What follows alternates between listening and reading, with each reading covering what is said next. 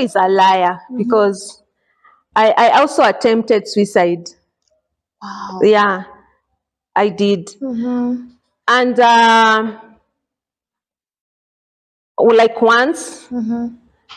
No, you are in high school. In high school.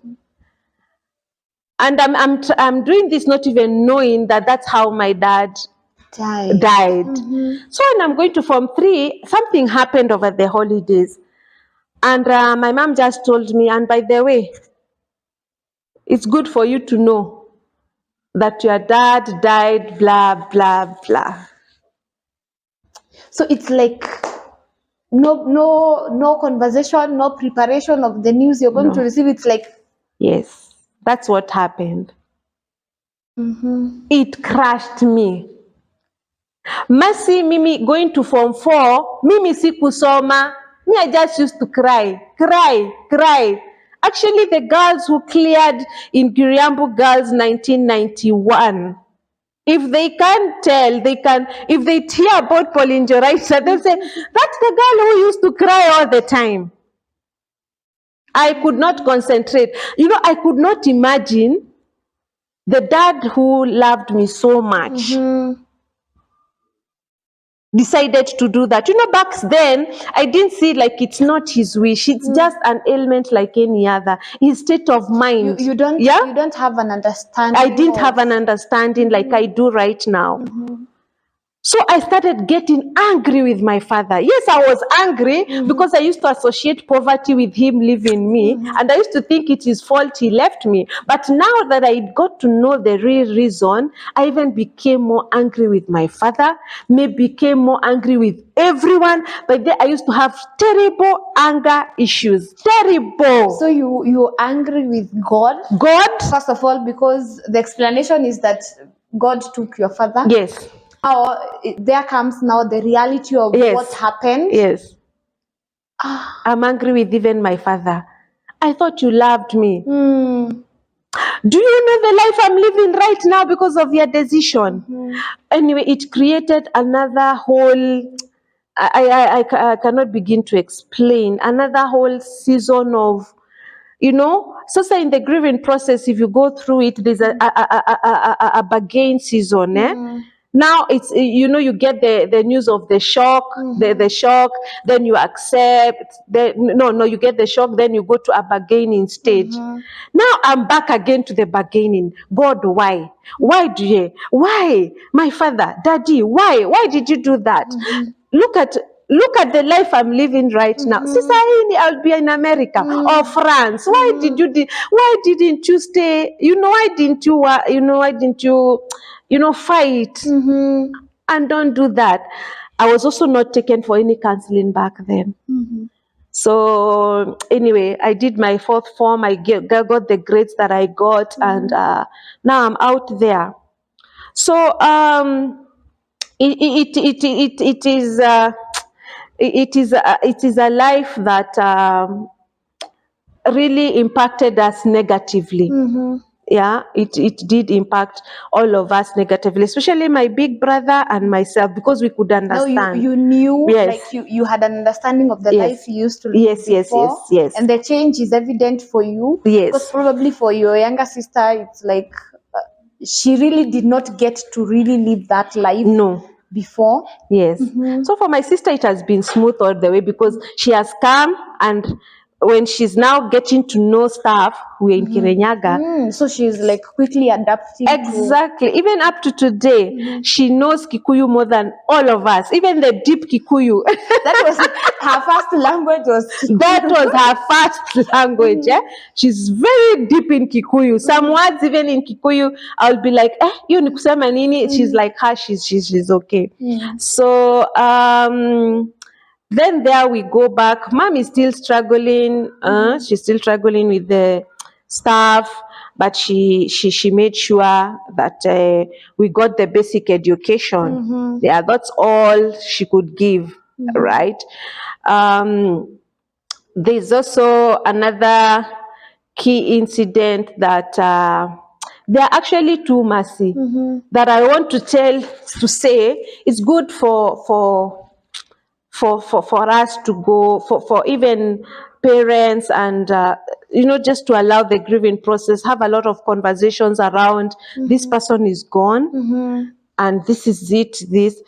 I remember I used to have very long hair, Mercy, very long hair, and my dad used to love my hair, and I also used to love my hair. So one of now the key things that I will never forget. Sasa si tumetoka the States. Kitambo Masi, nyinyi mmekuja kuona blow dry siku hizi. So nimetoka kwa ma blow dry na thonging machine. They're called what? Zile za the tongue machines. Then I'm coming to get shaggy. Yeah? Blow dry huko. There was that kakikombe inadunga kimo inawekwa makaa. Nikamkebe kana dunga tu misumari, then kanawekwa makaa. One day my mom said, I don't have time to go to salon. She cut my hair, and the impact of that, the impact of cutting my hair, I came to realize it when I was going through counseling. Because Mercy, I've gone for many hundreds. I think if I can count together the counseling hours I've done, I think I've done close to almost 80 counseling hour lessons. So in one of the episodes, I didn't know the impact of that cutting of my hair until I did the counseling session. Yeah, it was so painful. Yeah, and till that, till from that time, I still have this fixation on long. I'm just trying to long weaves, trying to get my hair to recover your hair, which shall never happen. Which will probably never happen. So that one is one thing that really, really sticks a lot. Yeah. So now at home, yes. Of course, both of you with your brother having been the ones who know what life was like, now what you have to adjust to. What is the relationship between the two of you? Are you, because you are kind of in the same circle, you're experiencing the same drastic adjustment. Are you like, do you get that time where you sit, you're like, what do you think about this? Oh, no, Naje. The two of you. Back then? Well, back then, yes, sometimes we would sit and talk, but we would not have answers. And sometimes you will tell me, being the vocal one, you tell me, go and ask mom. You now go and ask me. Please go ask her. So when I go ask her some things, I will land in trouble. I'll even be beaten. So, yes, we would ask. But I know also for my mom not to have so much stress. There's a way she brought us up. So even questioning her after that was quite hard. So most of the time you'll find you're just quiet and all that. And this resulted also to, there are the negatives of that, and I'm sure we are going to look at it in probably some of the upcoming episodes. But all I want to say is that I started hating poverty from that time. It looks like it's a disease that just came and attacked you. Poverty. My goodness. The word lack. Yeah? There's a good side of it, because you end up working hard to ensure you never get to back that life. But there's a bad side of it. I have suffered money trauma. Unaona, money trauma. Until today, I've had to tell myself, Pauline, stop overdoing things. Stop overdoing things. You don't want to entertain the idea you don't have. I don't want to entertain the idea I don't have, because it reminded me of the downhill of financial difficulty and distress. Mercy, sometimes I even wonder, I'm an accountant. I'm a trained accountant by profession and registered actually with ISPAC and AWAC. Yeah. I the other day I was just meditating and wondering, how did I learn? How did I choose a career of accounting in finance? You want to seriously manage money? Yes. I to realize that my decision to do finance and accounting, maybe in the back of my mind, doing a money career would bring money and make sure I don't ever go back to poverty. You know, Wow. I want you to pause your story at that point. Yes. And I want you to talk to someone, to a mom, to a father, because sometimes the spouse who has left is the wife. You have children.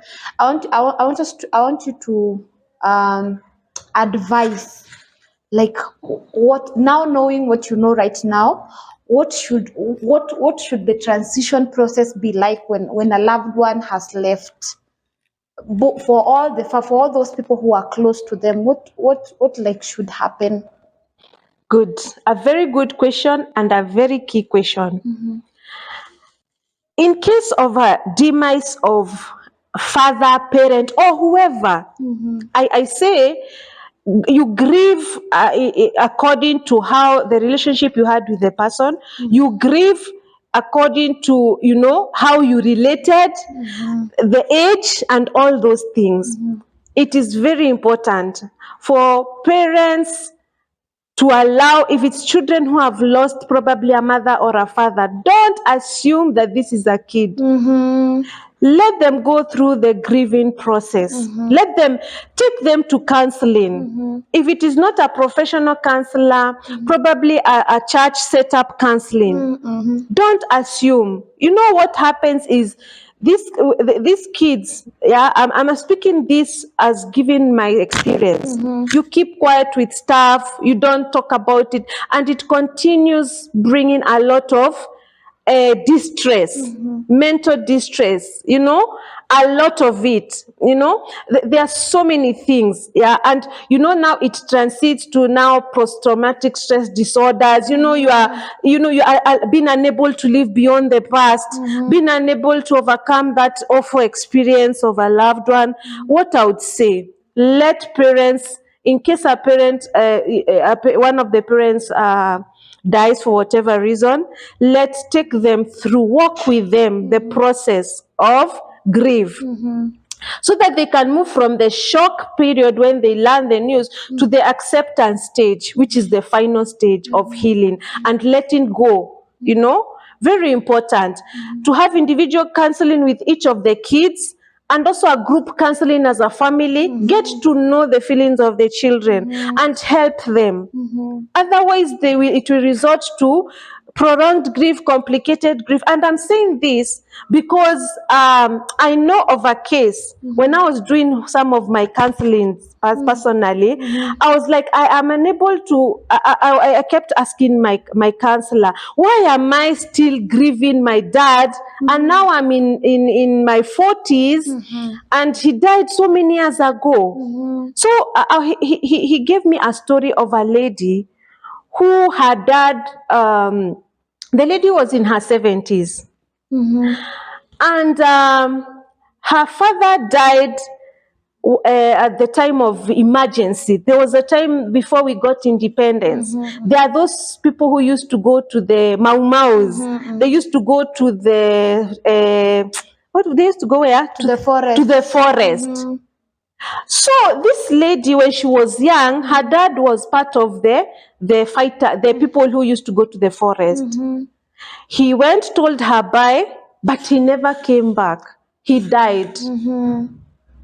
That lady today, and she's a mother with even many children.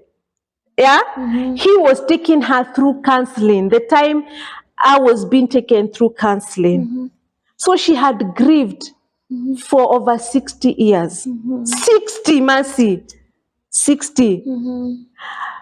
her children had done so well in life, and the children who take their mom either to Nairobi, stay with her, they used to give her everything. She used to have a nurse, 2 nurses taking care of her. So the children will be like, Mom, what's up? We're giving you everything. You still don't look happy. She's not happy. She's still crying, and she's still saying, Fafania, my dad left me. At her 70, she's still saying, my dad left me.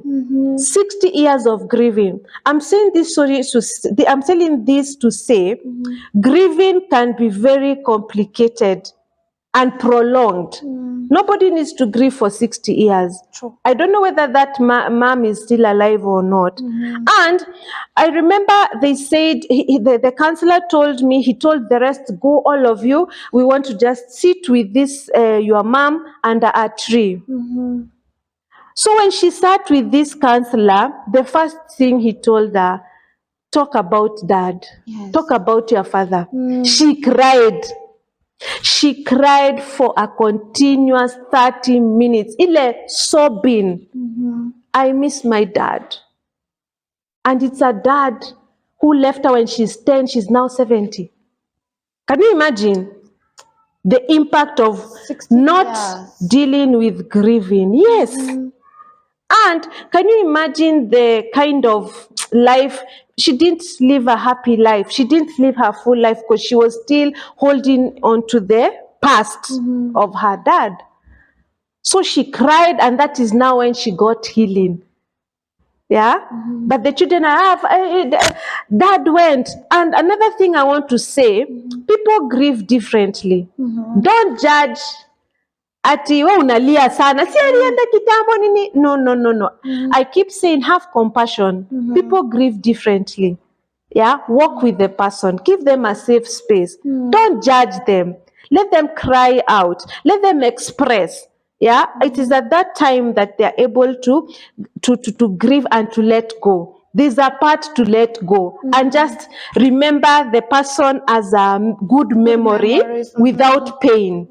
Yeah, and for letting that person live a healthy life. So for me, counseling is key. Whether it will come from a pastor, a spiritual leader, whether it will go to professional counseling or whichever, it is very important. Yeah, for it to be a grieving. And again, sudden deaths have their own place as opposed to prolonged illnesses. You know, Mercy, a sudden death could be an accident or a suicide, like what we are talking about. And they tend also to be very, the grieving is deeper and needs to be handled also in a unique way. So that is what I can say, Mercy. I hope I've answered you. And yes. I have something I get from you is that we normalize counseling. You know, I think growing up, counseling therapy sessions used to be for those people who are insane. So you don't want to admit that you need to go for therapy. You hear somebody sing a counselor, like, hey, I think ni kama amechizi. So I think it's a new dimension how we look at counseling. As something that a trauma happening would affect somebody's life. Somebody, the way they are behaving right now could be because of something that happened in the past. They are not dealing with it. I think really people should normalize counseling is okay. That's what you're saying. Yes. You don't have to be nuts to go for counseling. So let me ask this: at what point do you advocate for someone to say, yes, I need to go for counseling? For you who is near the person, notice there's something not very right with this person. Right? And that is where I advocate. It is important for everyone to understand the signs and the symptoms of mental distress or mental challenges. And there are very many, Mercy.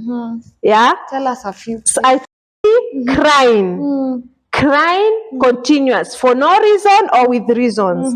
Somebody who is always very emotional. Yeah? Or on the other side. Yeah?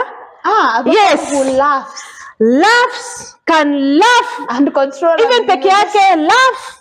That one is a pointer. Sleep. A person who can sleep for 12 hours or 14 hours continuous. Today, tomorrow, that's not normal. Or lack of sleep. Right? Eating. Person just wants to eat until you when you are eating, you're trying to fill a gap. So they eat. They just ate, but they want to eat. That could show something, or the opposite of it. They don't want to eat. They have no appetite. They have lost appetite. The food is good, but they don't want to eat. Yeah? Taking a lot of indulging in substance, drinking too much, right? Drinking a lot of alcohol, mutu was okay, but the person is overdoing. That could be a pointer. There are so many, but I know those are some of the few. The thing I want to say is that our teenagers and our young people nowadays, they are really getting into mental health challenges. It's important for parents also to look out. Yeah, Don't just dismiss your dismiss your child. Anakunywa kama anakunywa watoto wa siku hizi, kids of the today. No. Just know your children are different. If you start noticing a change in character or a change in behavior, the bedroom of your son or daughter used to be very neat. All of a sudden, everything is everywhere and they don't feel a thing. Just check, what is it? Yeah? They used to perform very well. Another indicator now for kids. The performance was so good. All of a sudden, it's gone down. What is happening? Get to know. Children who keep telling you they want to be transferred. I want to get out of that school. I want to get out of that school. I want to get, and they keep repeating it. Some people are even, they say statements that are, they may not say, I want to kill myself, but they will say phrases or statements that indicate something is not right. Ukisikia, if you hear somebody say, nimechoka na maisha. What is my purpose in this life? Mi nasikia tu I just feel like I'm bored with life. I think it's better to die. Those are not just statements, Mercy. Get to know, why is this person talking that way? Right? Because it will be either they are dealing with something and they're trying to find a way out, and they're trying to meaning they're considering checking out of this life. They're trying to look for a solution. They're trying to look for a solution. So it's important. Yeah, I'm happy the way the country now has embraced, the government has embraced mental health issues, and now there are helplines. If you're feeling something, you just need to call and talk to somebody who is even anonymous on the other side. Yeah, it is very important. It is very important to just check out for signs. Check out for signs. And mental health, it's not. Some people say people are seeking attention. Yeah. And people should stop judging people. Huyu anachizingi, huyu anafanya nini. Mental health challenges range from, there are very many. Some could be bipolar, something called bipolar. Others could be dyslexia, different. Yeah, and that is why I keep saying, I recommend, it is important to observe the signs. It's good to just let the loved one or the person see a professional. Who are the two professionals to deal with mental health issues? There are two. There's a psychiatrist and there's a psychologist. The psychologist will basically do the counseling bit, how to cope, how to understand yourself. When you feel this is what to do, how to control your anger. Yeah, I know we'll talk about some of these things in other episodes, because I used to be a very angry girl. I was angry at everything, everybody, including God. And it could show. I was known that this one but today it is different. It's unbelievably different, because the psychologist helped me the psychotherapy I went through helped me. Yeah, and now I can be able to cope.